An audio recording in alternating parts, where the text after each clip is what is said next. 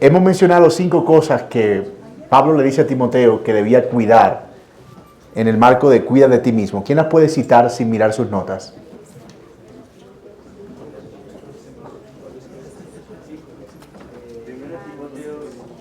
No, no, no, pero no, así no. No los textos, sino los aspectos, los puntos. Ajá.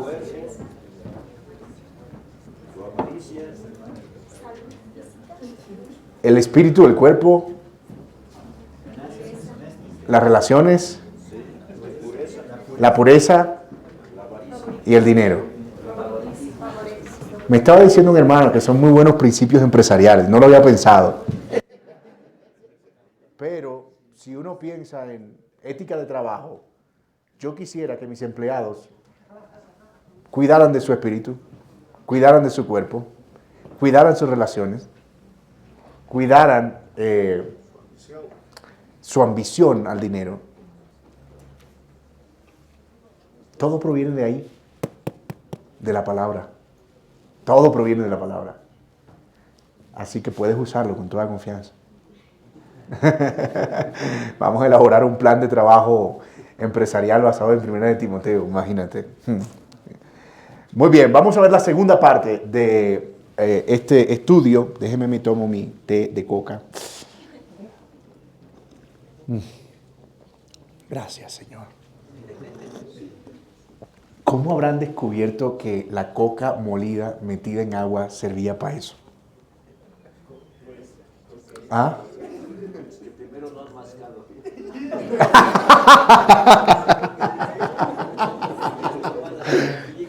Pero yo lo que digo es cómo desvirtuaron la coca y la convirtieron en lo que es hoy, ¿no? Pero la hoja de por sí ya tiene muchos beneficios. Estoy pensando que voy a llevar para Colombia y si me preguntan en el aeropuerto qué trae ahí, tengo que decir coca. Leña pa'l monte.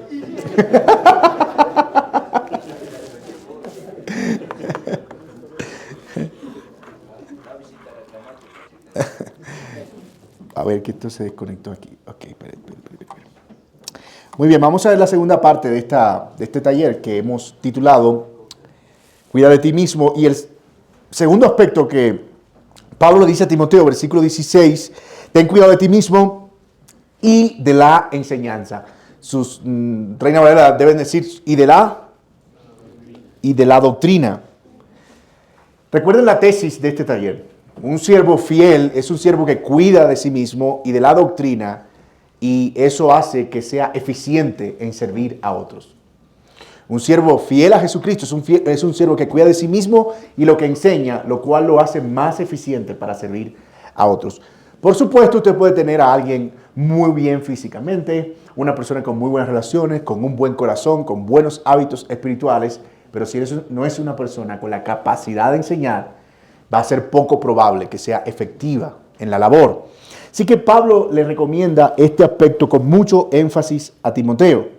En el contexto de esta iglesia de Éfeso, que era la iglesia que Pablo pastoreaba, era un contexto de mucha hostilidad doctrinal.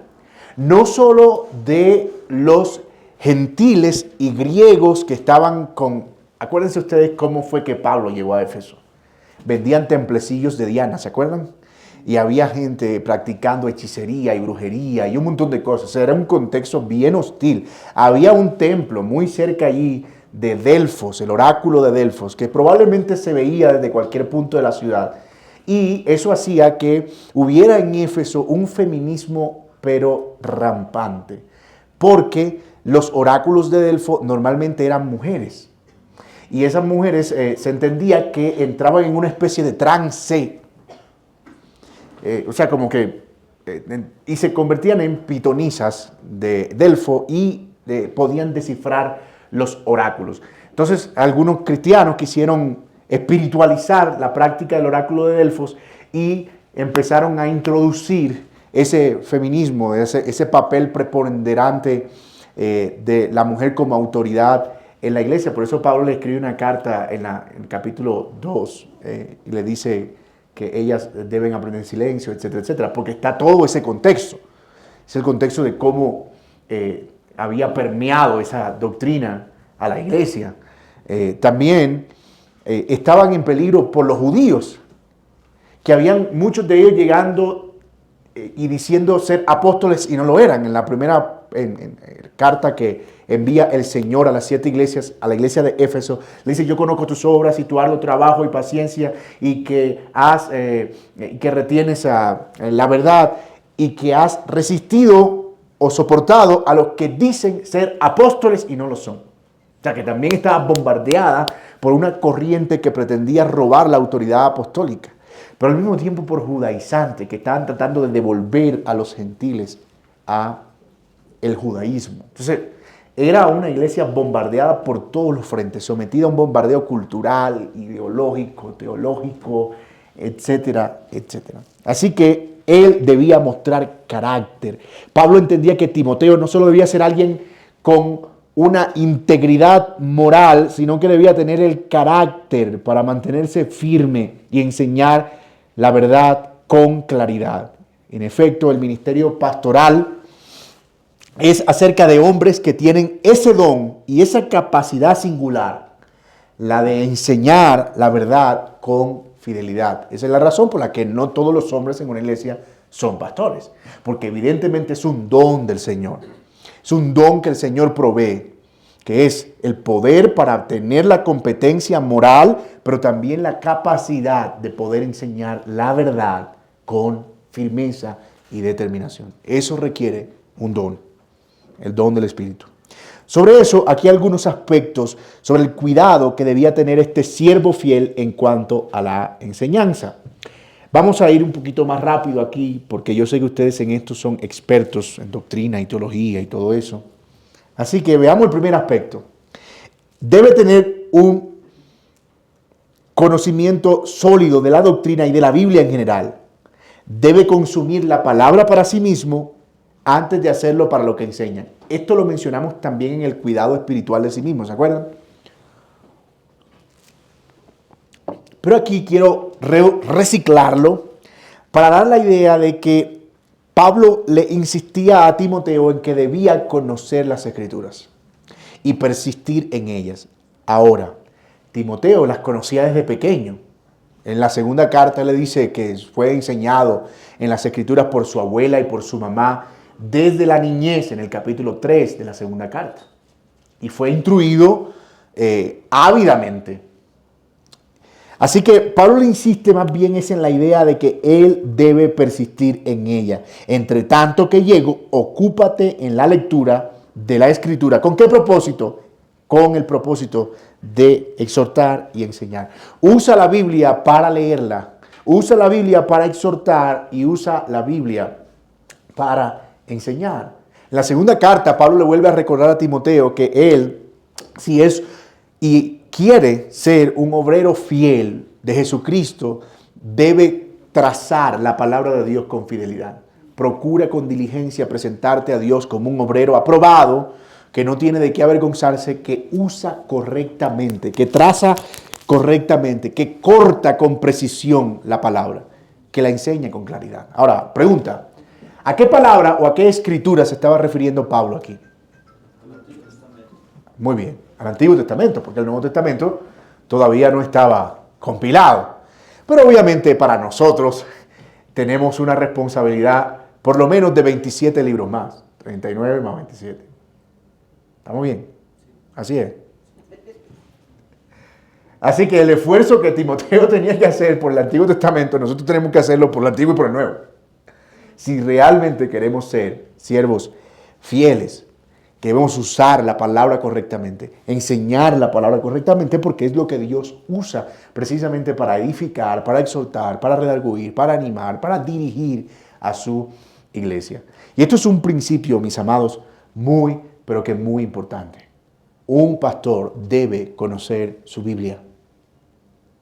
Un siervo de Jesucristo que quiere salvarse a sí mismo y salvar a aquellos que enseñan, debe conocer su Biblia.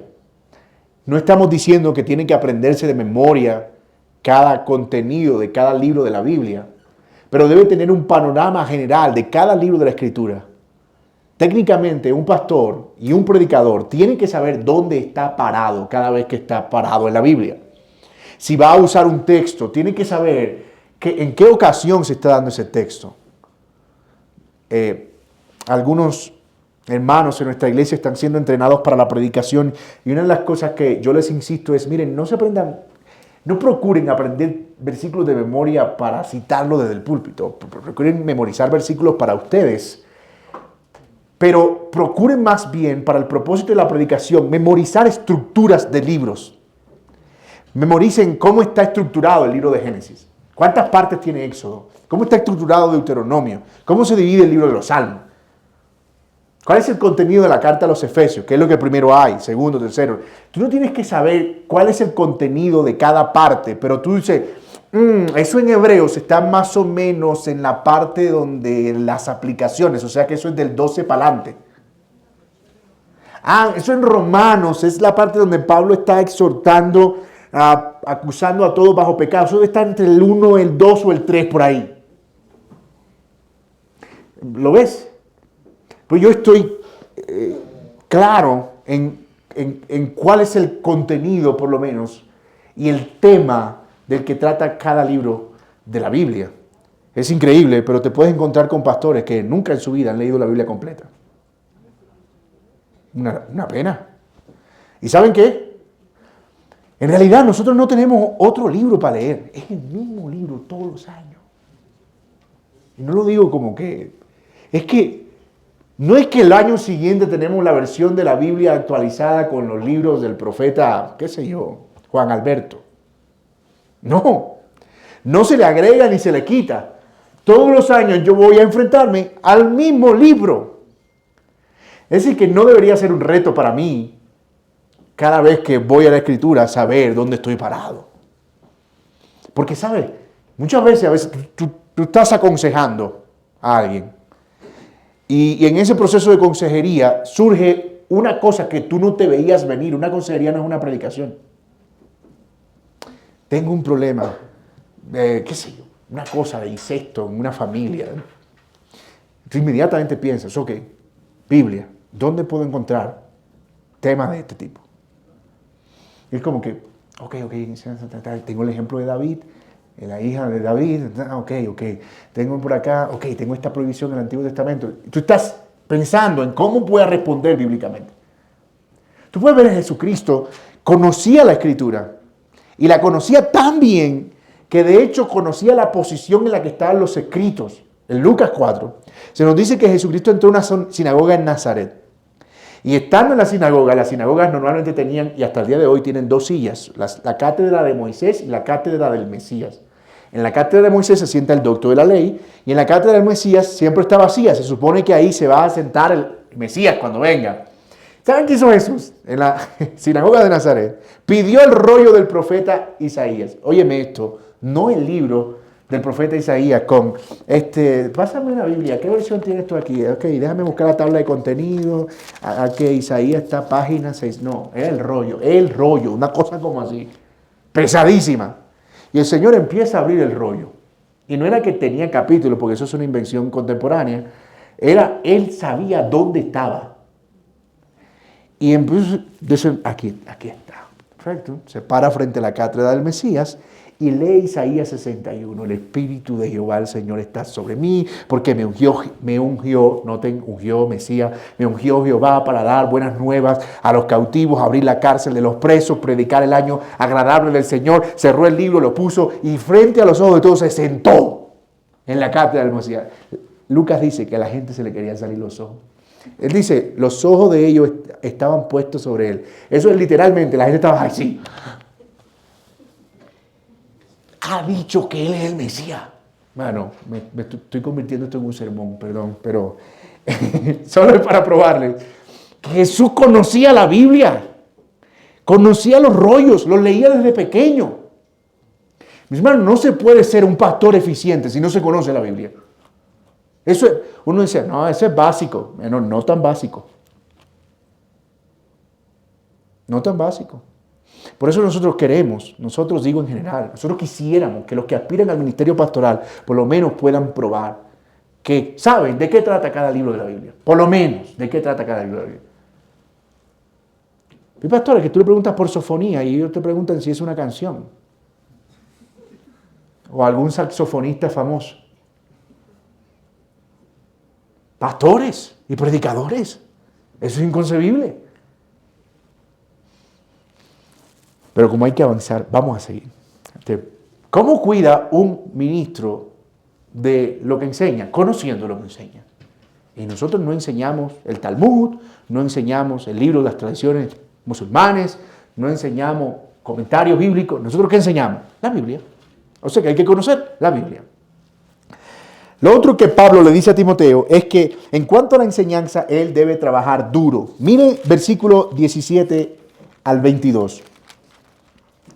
A los ricos de este mundo enséñales que no sean altaneros ni pongan su esperanza en la incertidumbre de las riquezas, sino en Dios, el cual nos da abundantemente todas las cosas para que las disfrutemos. Enseña que les hagan bien, que sean ricos en buenas obras, generosos y prontos a compartir, acumulando... ¿yo estoy dónde? Capítulo 10, a 1 Timoteo 5, así es. ¿No? Estaba leyendo el 6, perdón. Ven lo importante que es conocer la Biblia. Esto era una ilustración.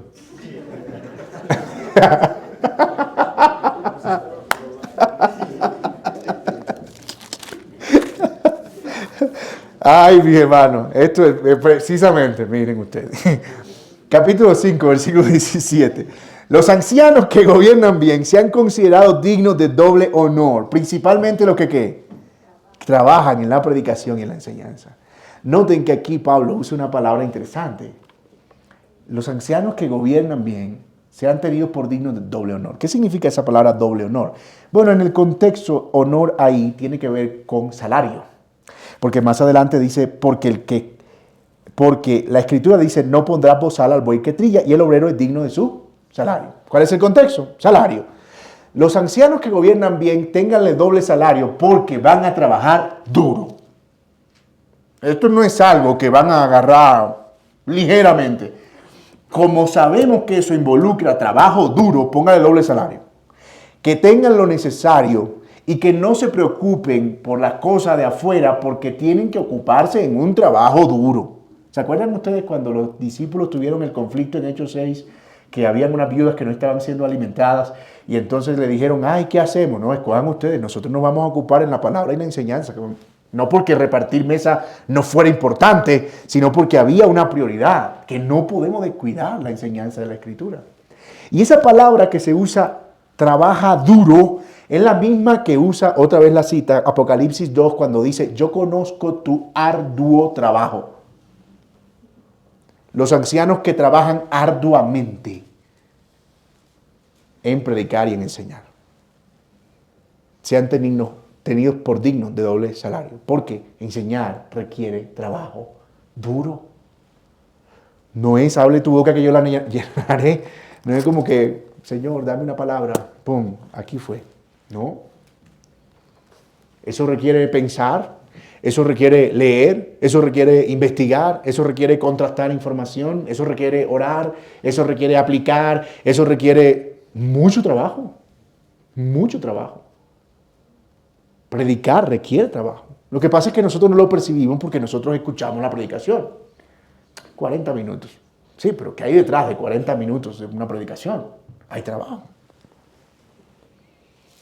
Así que Pablo le dice, si tú quieres enseñar bien, trabaja duro. Y eso hay que decirle a los que aspiran al ministerio pastoral.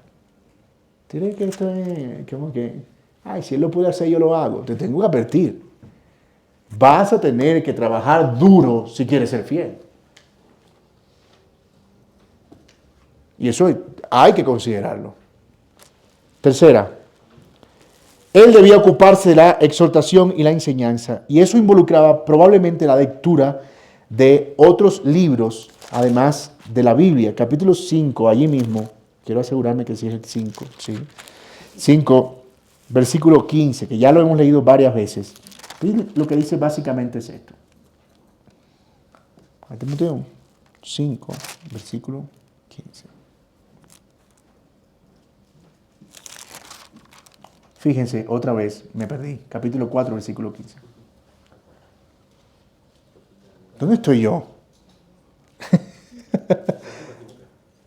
Estoy en segunda. No, en primera. Capítulo 4. ¿Y el que leímos cuál es? 16. No, perdón, aquí está. Entonces, no descuides el don espiritual que está en ti, que te fue conferido por medio de la profecía, por la imposición de las manos del presbiterio. Reflexiona sobre estas cosas y dedícate a ellas para que tu aprovechamiento sea evidente también a otros. Hablando de eso, entre tanto que llega, ocúpate de la lectura, de las escrituras, la exhortación y la enseñanza. ¿Por qué sabemos que probablemente Pablo está exhortando aquí no solo a la lectura de la palabra, sino a lo que fuera de aprovechamiento, como dice el versículo 15? Porque, ¿se acuerdan cuando Pablo en la segunda carta ya está despidiéndose? Él le dice a Timoteo, tráeme la capa, los libros y mayormente los pergaminos. Pablo era un hombre instruido en muchos sentidos en la cultura griega. De hecho, en Tito citó a los cretenses, a los poetas cretenses. En Atenas citó a los estoicos y a los epicúreos. Y poetas griegos. Es decir, Pablo era un hombre instruido completamente en la retórica griega. Y conocía efectivamente el pensamiento platónico, el pensamiento de Sócrates, etcétera, etcétera. Es decir, él estaba familiarizado con la cultura. Por eso es bueno que el pastor enriquezca su conocimiento con un conocimiento general del contexto que le rodea. Porque nosotros no predicamos con ¿cómo que se llama eso? Con las cosas que tapan los ojos de los caballos. ¿Sí? ¿Cómo? Arneses. Con arneses. Nosotros predicamos a una iglesia o a una audiencia que tiene un contexto, que vive en medio de una cultura, que está siendo bombardeada por distintos aspectos. Y el ministro debe ser alguien con la capacidad de poder discernir, entender y refutar. De hecho, en 1 Timoteo 3, al final, y en Tito, dice que debe ser capaz de refutar el error. Debe ser alguien instruido. No estoy diciendo que tiene que ser una persona que tenga conocimiento de toda la cultura general del mundo, pero tiene que estar al tanto de qué es lo que está pasando en el mundo. John Piper decía que un predicador debería predicar con una Biblia en una mano y con el periódico en la otra. En el sentido de que debería estar actualizado y saber qué es lo que está bombardeando la mente de su audiencia, para saber cómo aplicar efectivamente los textos. Así que leer la Biblia es valioso, pero hay un sentido en el que leer de todo enriquece en muchas formas. Leer sobre conocimiento general, leer sobre incluso otros libros al respecto de la Biblia, tal vez enriquecer el pensamiento acerca de un concepto que nosotros no tenemos claro, pero que alguien lo ha estudiado por muchísimo tiempo. Y eso ayuda en esa tarea de nosotros ser eficientes en la enseñanza de otros, o en la enseñanza de la palabra. También debía cuidar el don que le fue dado por medio de la imposición de las manos. Está en el versículo 14.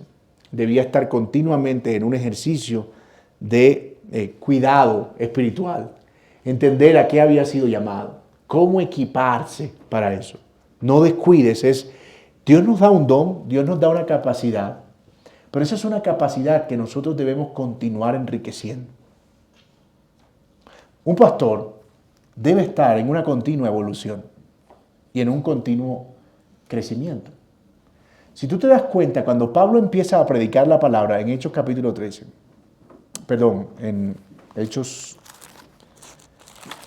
capítulo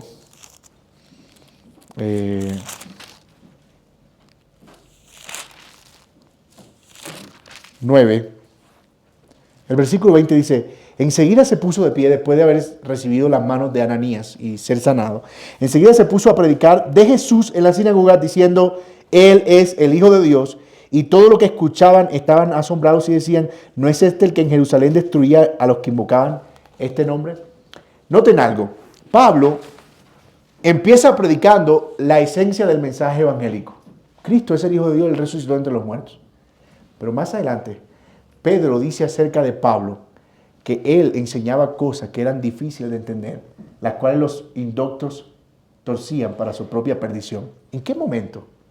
Pablo tuvo un proceso de evolución y crecimiento continuo en su formación como pastor. De hecho, estuvo en el desierto de Arabia por 3 años, aprendiendo, leyendo, comiendo libros. Algunos creen que en realidad Pablo lo que hacía era tener una experiencia mística y que cada vez iba al cielo y lo tenía de tour. No, como que no, yo iba al cielo cada vez que parecía a los 7 jóvenes aquellos que descendían al cielo y al infierno cada vez que les daba la gana. Tenían como un teleférico al infierno, ¿se acuerdan? Nuevo video de los 7 jóvenes que fueron al infierno. No, Pablo estaba estudiando, conociendo, estudiando las Escrituras y entendiéndolas a la luz de esa nueva revelación. Y llegó a ser quien desarrolló el compendio de la teología del Nuevo Testamento acerca de Cristo. ¿Y empezó cómo? Bueno, predicando a Cristo y la resurrección, lo básico. Porque él no aprendió todo eso en 3 días, sino que fue un proceso evolutivo de crecimiento. De hecho, tú puedes ver que Pablo continuamente revisaba su mensaje. Cuando él llega a Atenas, Hechos 17, y él empieza a discutir en el mercado con los estoicos y los epicúreos que en realidad creían esa dualidad entre el alma y el espíritu, el cuerpo, Pablo empieza una discusión y él termina hablándole de que en realidad tal dualidad no era como ellos la planteaban, porque al final Dios iba a resucitar los cuerpos con el alma. O sea, espérate, ¿cómo así resucitar? ¿Y por qué? Nosotros queremos oírte hablar de eso. Y a Pablo lo llevan al Areópago, escuchen, y siempre decimos, ay no, es que esa gente estaba emocionada y querían amplificar a Pablo y que todo el mundo lo escuchara. No, eso era un juicio. Ahí habían matado a Sócrates con la cicuta unos años antes por el mismo señalamiento, enseñar a otros dioses y inducir a los jóvenes a la sedición. A Pablo lo ponen ahí, en el Areópago, para decir, dinos, háblanos de esos dioses que nosotros vamos a juzgarte aquí. Y Pablo, muy sagazmente, dice, no es que yo esté anunciando otros dioses, sino que ustedes tienen uno ahí que no es invisible, ese es Dios. No es otro, el Dios no conocido. Y empieza a mostrarle que ese Dios no conocido y a razonar y decir que la creación y Él se manifestó, etc. Y al final dicen a Pablo, ay, ¿sabes qué, Pablo? Ya te lo oiremos otro día. Y otros le dicen, está interesante eso, pero ya, este palabrero, no te queremos oír más. Pablo se salvó del juicio, pero cuando él va de Atenas a Corinto, que es la siguiente ciudad a la que él va, él dice, yo cuando vine aquí, no me propuse saber cosa alguna, sino ¿a quién? A Cristo y a este crucificado. Yo dije, yo no voy a andar con razonamiento como en Atenas, ni voy a andar, yo no voy a perder tiempo en eso no trae fruto. Yo vine aquí a enseñarle ninguna otra cosa, yo no vine con filosofía, yo lo dejé en Atenas, eso lo dejé ahí y les enseñé a Cristo y a este crucificado. Y uno puede ver el salto que hay de Pablo en el crecimiento que él está teniendo en cuanto a la palabra de Dios. Mis hermanos, nosotros tenemos que estar revisando continuamente, haciéndonos autoevaluación, porque uno siempre tiene espacio para crecer. Siempre hay espacio para crecer en la obra del Señor. Revisar cuánta madurez estoy teniendo, cómo estoy manejando, mi fluidez. Puede ser que cuando uno empieza a predicar, tiene muletillas. Amén, hermanos, amén, hermanos, amén. Sí, Señor, amén, hermanos, como lo venía diciendo. Y llega el momento en que uno va escuchando y uno dice, debo ir quitando eso, debo ir revisando eso, tengo que ir creciendo en esta parte, yo tengo una meta personal, es ahora mismo reducir mis sermones debajo de 50 minutos, es una resolución personal. Y estoy trabajando arduamente para eso. Porque llegué a tener en un momento sermones de 1 hora, 1 hora y 10. Y digo, no. Y es precisamente porque creo que puedo trabajar más duro para ser más conciso. No recuerdo quién fue, si fue Cicerón, que escribió una carta a su amigo un día y le dijo, perdóname por escribirte una carta larguísima, pero no tuve tiempo para hacer una más corta. Porque efectivamente, de hablar mucho, como yo lo estoy haciendo aquí ahora, es fácil, pero ser conciso requiere trabajo.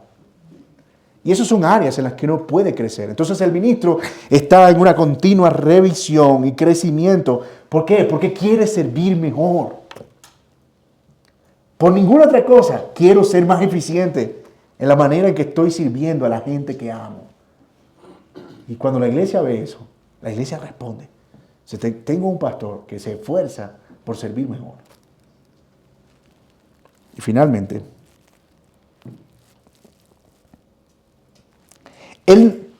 Pablo le advierte que no debía correr detrás de cualquier moda que se apareciera. Cuida la enseñanza es, no corra detrás de la primera moda que se aparezca.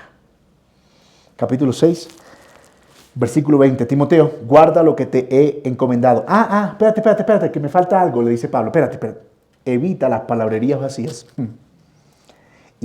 y profanas y las objeciones de lo que falsamente se llama ciencia, lo cual, profesándola algunos se han extraviado de la fe. La gracia sea con ustedes. No te dejes llevar de cualquier cosa que aparezca por ahí como novedosa. En Colombia, especialmente en mi región, en el Caribe, ha surgido un movimiento increíblemente extraño, pero ha tenido un auge. De repente pastores serios que yo conocí, o sea, hombres de Dios ya mayores con cara como para ponerse a inventar cosas, ahora ya no dicen Dios, sino Yahvé. Y no saludan a la congregación como, ¿cómo están, hermanos? Sino Shalom, Baruch, Hassan, Adonai. Y tienen cuernos y cosas para tocar en la moda judaizante. Y una cosa danzarina vestida de azul con blanco y plateado. O sea, una cosa como que uno va y uno siente que está como en Israel y es bien extraño. Pero este hombre era serio. No, lo que pasa es que hay que volver a las raíces. Y la raíz le dice, ¿tú hablas hebreo? No, me sé unas cuantas palabras. Pero ¿y entonces? Porque ni siquiera hablan hebreo. Es como que se aprendieron Shalom, Yahvé y Yeshua, ya. O sea, se graduaron. Y fueron a Israel y se bautizaron en el Jordán y ya. O sea, eso es como... Hermano, iglesias completas, iglesias grandes de 400, 500 personas, serias, que bueno, digamos, yo digo serias, eran iglesias evangélicas. De repente cayendo en esta moda judaica. Y antes de eso, la moda del G12. Y antes de eso, la moda de... Y quién sabe cuántas otras modas empiezan a aparecer. Sí. Hermanos, el ministerio pastoral, y con esto voy a terminar, te lo prometo, Joel. Es más, mira, voy a cerrar, ya. El ministerio pastoral requiere que si yo voy a enseñar y quiero ser fiel en enseñar, debo tener convicciones. No es que uno no cambie de pensamiento en el tiempo, pero yo no quiero ser alguien que está poniendo los pies sobre barro y que un día da un paso aquí y otro día da un paso allá, pero no estoy teniendo una piedra firme. Yo quiero estar seguro que lo que yo estoy creyendo proviene de las Escrituras y que si yo voy a abandonar una posición, la voy a abandonar porque estoy convencido por las mismas Escrituras que hay una forma distinta de verlo, por la misma Biblia. Pero yo quiero tener esa convicción, no porque es la moda y es lo que está surgiendo. Y crear o desarrollar una convicción requiere por lo menos 3 cosas. Crear una convicción requiere tiempo. Uno no crea una convicción de la noche a la mañana. Y eso ha pasado incluso con muchos jóvenes que yo conocí que eran, pero pentecostal de la cabeza a los pies, de los que cuando salía algo salían así al púlpito y daban vuelta. Y a los 3 meses son más reformados que Calvino y mandan al infierno a todo pentecostal. Y se leyeron las instituciones 2 veces y son, los pentecostales, el infierno, que gente, que arminiano, que no sé qué. Y yo, pero espérate, tú hace 3 meses estabas ahí, revolcándote y dando vueltas. Y ¿cómo tú sales de una cosa? No me extraña que al año ya no sean reformados, sino ortodoxos, y al otro año ya no, sino no sé qué, y al otro año católico, y al otro año descarriado, y el otro año... Porque es como que están buscando siempre algo nuevo. El síndrome de la exclusividad intelectual. Quiero creer algo que no cree todo el mundo. No, como ahora todo el mundo es reformado, entonces yo no. Me siento como incómodo, necesito algo que me dé un plus. ¿Y tú qué eres? No, soy reformado ortodoxo. De la iglesia de Oriente. Y tú ves eso como que de la noche a la mañana. Entonces, una convicción requiere tiempo. Número 2, requiere pensar profundamente. Si yo voy a cambiar una convicción o a crear una convicción o a desarrollar una convicción, yo voy a tener que pensar eso, estudiar eso, contrastar eso, leer sobre eso, aprender sobre eso, descansar y volver a retomar y darle, hasta que yo me convenza por las Escrituras que es una verdad bíblica. Y lo otro que requiere es valentía. La valentía o el temple, el carácter para saber que yo no estoy creyendo esto porque lo cree el predicador que yo sigo. Yo creo esto y aunque el predicador que yo sigo cree otra cosa, que es mi predicador favorito, a mí, mi mayor influencia en términos de predicación ha sido el pastor Sujel Michelén. Y tenemos una relación, somos amigos, compartimos. Y creemos cosas. Yo le digo, yo no sé por qué tú crees eso. O sea, eso como que yo no tengo esa convicción. No son cosas obviamente fundamentales, digamos, son cosas... Pero yo no quiero cambiar mi posición simplemente porque él tiene una posición diferente y yo quiero ser como él. Y porque considere que ha sido alguien de mucha influencia para mi vida. Yo quiero llegar a convicciones, no por la vía de la influencia, sino por la vía de la palabra de Dios. Yo quiero llegar a esa convicción porque yo lo estoy entendiendo en la Biblia. No porque la era de las influencias la estoy recibiendo. Y esto es importante, especialmente por eso que estoy mencionando. Porque hoy nuestras mentes se han diseñado para hacer todo lo contrario a la convicción.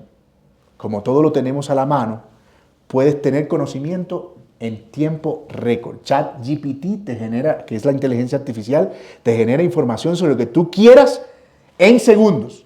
Así que ¿para qué tiempo creando una convicción si puedo hacerme experto en una hora? Al mismo tiempo, ¿para qué pensar profundamente? Si Vicente va, ¿para dónde va la gente? Todo el mundo está creyendo eso. Voy para allá. ¿Para qué tiempo? Y finalmente, ¿para qué carácter? Si al final, si esta persona influencia, yo quiero estar ahí. Entonces fíjate que este mundo en el que nosotros vivimos hoy es un mundo que nos diseñó para ser influenciables, cambiantes, para meternos principalmente en modas acerca de cómo vestimos, cómo pensamos, cómo nos pintamos el pelo, cómo está el nuevo TikTok, la cosa que grabamos. O sea, este mundo nos diseñó para ser influenciables. ¿Sabes para qué? Para luego empezar a influenciarnos con ideas grandes que van a transformar la sociedad. Y no necesariamente para bien. Para después introducir pensamientos, introducir ideologías, introducir pensamientos, porque ya nuestra mente está programada para ser influenciable. Así que mis hermanos, mucho cuidado. Vamos a dejar hasta ahí. Nos quedó faltando una parte, pero yo veo a Joel muy desesperado ahí atrás y no quiero realmente tener una... ¿No? Porque la parte que nos faltó fue, ¿y eso para qué?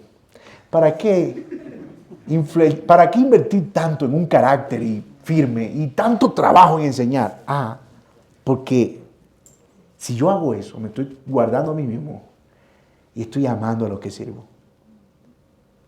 Y aquí salvar no significa la salvación del alma, aquí salvar significa el no ser descalificado, porque obviamente la salvación es del Señor. No estamos diciendo que nosotros somos los salvadores de nuestra congregación. Cristo es el Salvador. Aquí salvar es los mantendrás a salvo de todo el mal, la influencia, la falsa doctrina y el apartarse. Si haces esto, tú te mantendrás a salvo y los que están bajo tu cuidado los mantendrás a salvo. Y voy a decir algunas verdades aquí más a forma de declaración. La integridad y pureza del ministerio y del mensaje trae como resultado cuidado y protección para el rebaño, lo cual es la meta final de nuestro llamado. Este texto resume la meta del servicio. Vivimos con un alto nivel de exigencia, no solo por nuestro bien, sino por el nivel de otros. Hacemos todo esto que hemos sido llamados a hacer, no solo por nuestra fama ni por nuestro reconocimiento, sino por el bien de otros, de gente que amamos. Esa es la esencia del servicio. Eso es lo que modeló Cristo en la cruz. Un alto precio pagado en la cruz, muriendo, entregando su propia vida y su dignidad para salvarnos a nosotros. La esencia del servicio, motivado por el Evangelio, está ahí. Esta mezcla la vemos en el ejemplo de Pablo a los tesalonicenses en el capítulo 2. No lo vamos a leer.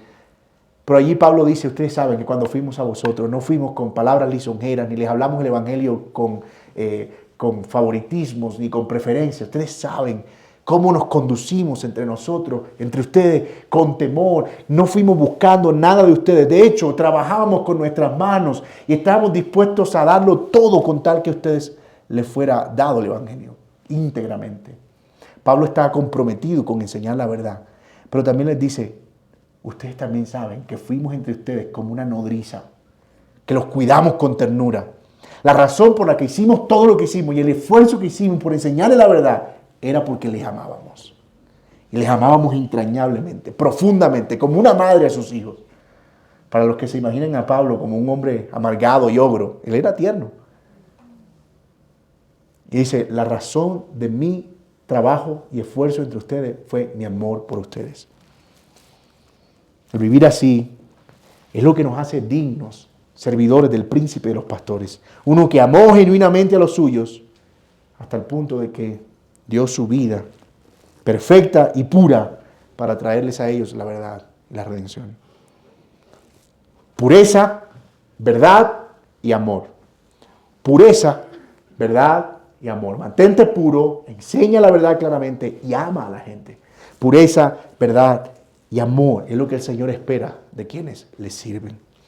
Lo mejor que puede hacer un pastor por su iglesia es vivir una vida pura. Lo mejor que puede hacer un pastor por su iglesia es hablarles la verdad. Y lo mejor que puede hacer un pastor por su iglesia es amarlos. Decía, esta frase yo la he abrazado como una filosofía de vida. Es una frase de Burk Parsons, pastor de San Andrew, la iglesia que pastoreó por tantos años R.C. Sproul. Y dice Burk Parsons,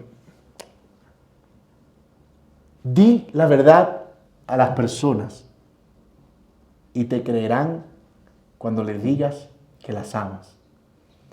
Ama a las personas y te oirán cuando tengas que decirles la verdad. Mis amados, esa es la esencia del ministerio.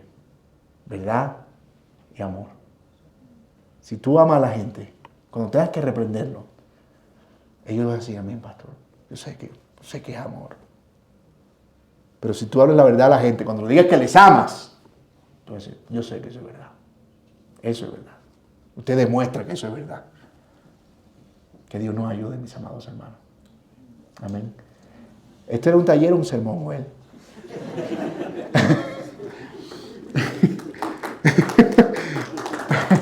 Perdón, que no ha sido mi intención hacer lo que me da la gana, pero queremos tener un espacio. Creería yo que pudiéramos ir 20 minutos, Joel, hasta la 1. ¿Ustedes tendrían problemas? No. Porque queremos abrir un espacio por si hay preguntas, si queremos escucharlos, tener algunas intervenciones de ustedes, de lo que ha podido aprender, si hay algo que ha sido útil y quieren compartirlo con otros hermanos. Y algo que yo sé de los bolivianos es que son breves, o sea, como que pueden decir cosas con brevedad. ¿No es así? Entonces, si no es así, disimulen y háganlo hoy. Entonces, ¿quién quisiera, hermanos, de pronto compartir algo, si hay alguna pregunta? Obviamente no van a preguntar aquí sobre si el anticristo es un hombre o es un sistema. Pero, mi hermano, en español, por favor, mi hermano. Quiero leer el libro de Jeremías, Antiguo Testamento, aunque usted se ha dedicado al Nuevo Testamento solamente. En el Antiguo Testamento, curiosamente, habla de pastores. Y Dios le dice a Jeremías, capítulo 3, versículo 15. Y me gustó mucho porque un pastor lo dijo, pero lastimosamente se murió el pastor. Y Dios estaba celoso de su pueblo porque los pastores que estaban en su pueblo no habían dado lo que debían de dar. Versículo 15 nos dice, yo os daré pastores según mi corazón, que os apacienten con ciencia y con inteligencia. Excelente aporte. Dios está dando entonces, o Dios en ese pueblo, a Israel le quería dar pastores con ciencia e inteligencia, pero según su corazón. Excelente. En la iglesia donde estoy, entonces hay un problema grandote. Hay un extremo grandote de estudios. Casi un 10% de pastores se han dedicado al estudio ahora, teología, es un plus grandote. Pero hay un 90 y tantos % de pastores que no quieren estudiar. Lamentablemente es una desgracia. se están dejando, como usted dijo hace un momentito, llevar por corrientes animistas, corrientes de música, y no quieren dejarse entrenar en cuanto a una sana doctrina, que es bíblica, desde luego. Amén. Que Dios nos ayude a entender que Él nos dé pastores de verdad, Amén. jóvenes, conforme al corazón de Dios, y que tengan ciencia e inteligencia, porque hay que tener mucha inteligencia para tratar a cada ovejita, creo. Así es. Gracias, mi hermano. ¿Me recuerda su nombre? Gonzalo José Apaza Flores. Gonzalo. Gracias, mi hermano. Excelente aporte. Gracias. ¿Quién más? Bueno, no siendo más. Si van a levantar la mano. No siendo más y todos están... No, era jugando. Sí. Por acá, mi hermano. Hace rato estaba tocando el versículo 17 de 1 Timoteo 5, del doble honor. Ajá. Y ahí al final dice, mayormente a los que trabajan en dedicar y enseñar. Son dos cosas que requieren, digamos, esfuerzo total, o sea, servicio total, digamos. Así es. Eso, Amén. Gracias, mi hermano. Predicar, enseñar. Por allá levantaron y luego aquí. Con respecto al punto de la salud, ¿qué pasa si un pastor, digamos, con toda la buena intención, ya tiene su fecha programada de enseñanza, pero no puede enseñar por alguna cuestión tal vez de salud? Justo el domingo, ¿tendría que haber otro pastor preparado para suplirlo? O sea, con un sermón ya preparado, ¿o cómo? Excelente pregunta. Te voy a decir qué pasó en nuestra iglesia. Yo le mandé una foto a mi esposa con oxígeno. Y le dije, estoy mal en La Paz. Ayer. Y ella pidió oración en el grupo. Y el grupo de líderes ancianos de la iglesia me escribió y me dijo, decidí irme el sábado para predicar el domingo. En una serie que estamos siguiendo de Éxodo. Y ellos me enviaron un mensaje y dijeron, estuvimos reunidos aquí y decidimos que no es bueno que prediques. Creo que tienes que venir, descansar, y no sabemos cómo va a ser tu reacción al volver otra vez a descomprimirte. Y no es sabio que llegues a predicar, entonces nosotros nos encargamos. Ellos tienen ya como un sermón ahí preparado. Creo que fue IBCJ, la iglesia del pastor Sugel, que pasó una vez, no sé si fue el mismo pastor Sugel, no, creo que fue Salvador, que se sintió indispuesto y ellos tienen a alguien ya listo con un sermón. Es decir, el pastor se bajó, lo atendieron médicamente, oraron por él, todo bien, y si no era, pero se predicó la palabra, ¿no?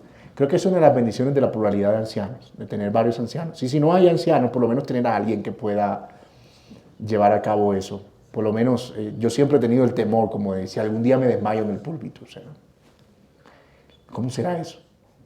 Y hay cosas que nosotros no podemos prever, ¿verdad? Pero en definitiva yo creo que sí, debería haber personas... perdóname, no, lo que pasó en mi BCJ es que era el pastor Sugel a quien le tocó reemplazar al que predicaba. Es decir, que él tenía ya como un texto y él dice que ha sido uno de sus mejores sermones. Entonces yo sí creo que la iglesia debería trabajar en eso, en tener por lo menos a alguien entrenado. Si no, pues uno entiende que es la providencia del Señor, algo se hará, ¿no? Pero sí debería haber alguien con la capacidad de poder responder inmediatamente a la predicación. Buena pregunta. Algo que no estamos muy acostumbrados es a la rendición de cuentas. ¿Qué sugerencias para que los pastores puedan tener esto que se llama rendir cuentas, dar cuentas? Sí. Esto de rendir cuentas tiene que ver, para algunos la primera vez que escuchan el término, es simplemente discipulado mutuo. Es el cuidado que nos damos unos a otros. Los pastores deben tener una comunidad, o por lo menos personas con las que están hablando acerca de sus luchas y de sus batallas. El problema con los pastores es que muchas veces tenemos muchos conocidos pero muy pocos amigos. No queremos abrirnos y hacernos vulnerables. Yo creo que el trabajo de un pastor debería ser crear un equipo en el que el evangelio sea claro, en el que él pueda ser explícito con sus pecados sin que él esté pensando que está comprometiendo su integridad o su capacidad, y ese equipo está en la capacidad de resolver a la luz del Evangelio las luchas y batallas de ese hombre que es un hombre que está batallando. Eso debería hacerse de manera regular. Si no hay pastores o personas con las que se pueda hacer al interior de la iglesia, buscar personas afuera con las que se pueda hacer ese trabajo y que se pueda hacer ese acompañamiento, de modo que haya alguien que esté entendiendo cómo estás batallando con la crianza, cómo va tu matrimonio, que haga preguntas difíciles, que te pregunte, ¿has consumido pornografía últimamente? ¿Cómo estás en ese sentido? En esa área específicamente hay un pastor nuestro que me llamó y me dijo, hermano de una iglesia que plantamos, me dijo, mira pastor, yo siento que últimamente estoy batallando con la lujuria y voy a implantar en mis dispositivos un sistema que es una suscripción que se vende de supervisión para páginas con contenido explícito. Entonces te voy a poner allí, te va a llegar siempre una notificación si en algún momento yo ingreso a algún sitio o veo en Instagram alguna imagen explícita, tú vas a tener una alerta y yo quiero que estés pendiente de eso.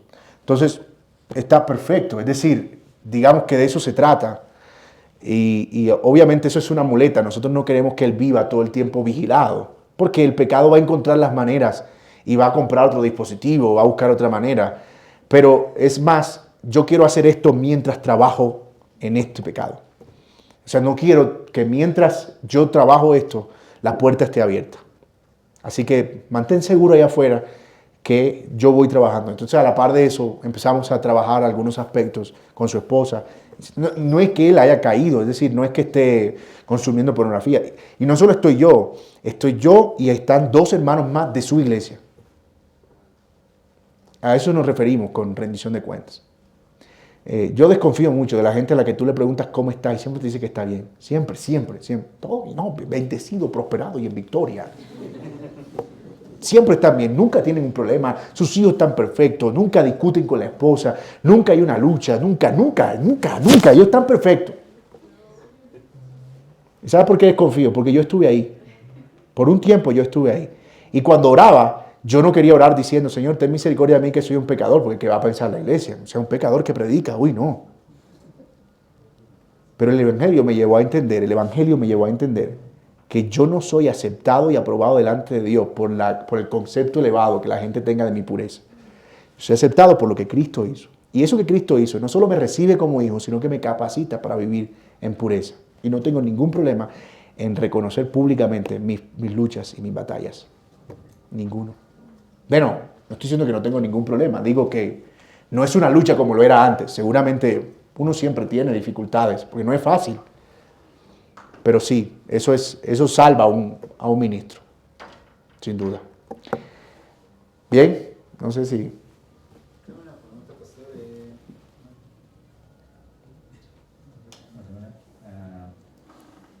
Hay otro extremo en el cual es esto justamente de doble honor, que se puede utilizar cuando un pastor solamente se dedica a enseñar, pero tú puedes notar de que solo es conocimiento, es como que una clase magistral, pero después es como que después utilizan el texto de que yo solo me encargo. y no pastorean. Exactamente. ¿Y cómo puedes alertar o decirle a tu iglesia de que deberíamos ver esto y aquello? O sea, ¿qué debería ver en mi pastor? Yo quiero ser claro en algo. Voy a decir esto y va a sonar escandaloso, pero me hago responsable. Un pastor debe predicar y cuidar la grey del Señor. La mejor manera de cuidar la grey del Señor es predicando fielmente, porque la Biblia dice que Él dio a pastores para equipar a los santos, para que los santos hagan la obra del ministerio y se edifiquen mutuamente. La Biblia no dice que los pastores deben visitar las ovejas. Ojo, los pastores visitan ovejas porque son miembros de la iglesia y los miembros de la iglesia se visitan entre ellos. Pero esa no es una labor exclusiva del pastor. El pastor equipa a la iglesia para que la iglesia haga ese trabajo y él debe estar involucrado en eso continuamente. Debe ser caracterizado por oler a oveja, obviamente. No es alguien que está en el púlpito y no tiene ninguna relación. Pero la iglesia no debe esperar a que el pastor sea quien supla eso continuamente, porque es imposible. Si yo hoy decidiera, por ejemplo, recibir una pareja en mi casa, una familia en mi casa, al año no recibo media iglesia. A la semana. Y estoy siendo hospedador. Si decidiera visitar 2 personas a la semana y de visitar con todo lo que eso implica, no alcanzaría todavía a visitar a todos, porque entiendo que en el año habrán llegado nuevos. Y más, y más, y más. Y yo no puedo, no tengo esa capacidad. Pero soy llamado con amor a edificar a la iglesia para que la iglesia haga eso. Y lo que sí puedo hacer es modelarlo. Modelarlo. ¿Cómo? Siendo hospedador, que es lo que debe hacer un pastor. Recibir personas en casa. Siendo amoroso, visitar personas. Siendo misericordioso, buscar a los enfermos cuando están enfermos. Siendo compasivo, ir a los que están pasando por luchas y batallas. Y ahí estoy modelando eso a la iglesia. Pero no lo estoy haciendo porque siento que esa es la forma en la que voy a justificar el salario. No lo estoy haciendo porque soy un miembro de la iglesia que está modelando eso a través del liderazgo. Entonces, creo que eso debería estar presente en un pastor. La buena enseñanza, pero también un equilibrio con olera oveja. Pero la iglesia no debería esperar que su pastor sea precisamente alguien que está continuamente haciendo eso, sino que debe involucrarse ella en esa dinámica. Creo que esta es la última pregunta que puedo responder. Bueno, son 2 preguntas, pastor. Por favor. La primera pregunta es, como iglesia, ¿cómo podemos colaborar y ayudar a nuestros pastores que son jóvenes, considerando todo tipo de edades? Y la segunda pregunta es, ¿cómo podríamos entender a un pastor bivocacional que está enfocado en el ministerio, pero que también tiene un trabajo secular, ¿no?, afuera del ministerio? Sí, mira, yo soy bivocacional. Estoy 100% en la obra de Dios. ¿Cómo te explico eso? Yo entiendo que tengo un trabajo y no veo una separación entre lo secular y lo espiritual. Yo creo que todo lo que hago lo hago para la obra de Dios y lo hago para la obra del Señor. De hecho, no tiene que ser el caso de todos, pero es precisamente por ser bivocacional que la iglesia no me da un salario. Yo decidí renunciar al salario porque quito un tropiezo a la iglesia para otras cosas. Invertimos en misiones, en plantaciones. Eso no debe ser el ideal. Pero entonces yo no estoy viendo mi trabajo mi trabajo afuera como un apéndice mío, sino como parte de lo que Dios está usando para generar, digamos, otra dinámica en la iglesia y poder pagar el local que pagamos, etc. Es decir, para mí ese trabajo es parte del reino. Ahora, yo trato de diseñar el trabajo de manera que yo pueda tener el tiempo que necesito para la predicación. Entonces, estoy aquí, en realidad yo no tengo nada que ver con el trabajo porque logré conformar un equipo. Entonces, no todos tienen esa posibilidad. Algunos tienen que trabajar 8 horas y luego ir a predicar. Uno debería ajustar sus expectativas y entender que efectivamente no vas a esperar de ese pastor que tenga las funciones de un pastor 100%. La iglesia debe entender eso. Y si va a demandar que sea un pastor tiempo completo, pues debería ocuparse de su sostenimiento, en definitiva.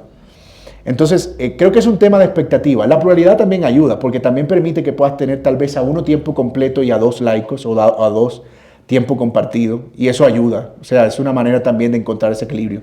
Es una manera de resolverlo, podría ser la pluralidad de ancianos, ¿sí? O si el trabajo de ese pastor permite que que pueda dedicar bastante tiempo a la obra, dependiendo si es una empresa propia, por ejemplo, cosas de ese tipo. Pablo tenía ese tipo de vocación. Él construía tiendas, pero eso no le impedía servir. Imagínate, y viajando. Entonces, yo creería que, aunque el ideal es que la iglesia sostenga a sus pastores, es una realidad de que en nuestro contexto a veces eso es difícil, o eso pagamos el local o le pagamos al pastor. Y puede ser que algunas maneras de resolverlo sea tener una pluralidad de pastores bivocacionales, con uno a tiempo completo tal vez, o tener pastores que tienen actividades que les permiten equilibrar muy bien el tiempo. Y en cuanto a los jóvenes, creo que tu pregunta es cómo animarlos. Sí, cómo apoyar, ¿no?, a nuestros pastores que recién están empezando el ministerio, pero que son jóvenes. Sí, pero tú estás hablando como miembro de la iglesia. La mejor manera de apoyar a un pastor, joven o no, es escuchándolo. Escuchando su predicación, es decir, orando, evidentemente, pero también dando ánimo y otra vez ajustando expectativas. No esperar de un pastor joven, digamos, la experiencia y la sagacidad para resolver problemas de un pastor con amplia experiencia. Entonces la iglesia debe entender que pastores jóvenes tienen desafíos por delante y deben ajustar sus expectativas en ese sentido. Es No vamos a esperar a un apóstol Pablo, a un pastor de 40 años que ya ha aconsejado, ha vivido, ha caído, se ha levantado. Es alguien que está empezando y hay que tener la paciencia para esperar también, y que algunas de esas decisiones van a ser lentas, van a tomar tiempo, va a tener que consultar afuera, etc. Hermanos, muchas gracias por su tiempo. Dios les bendiga.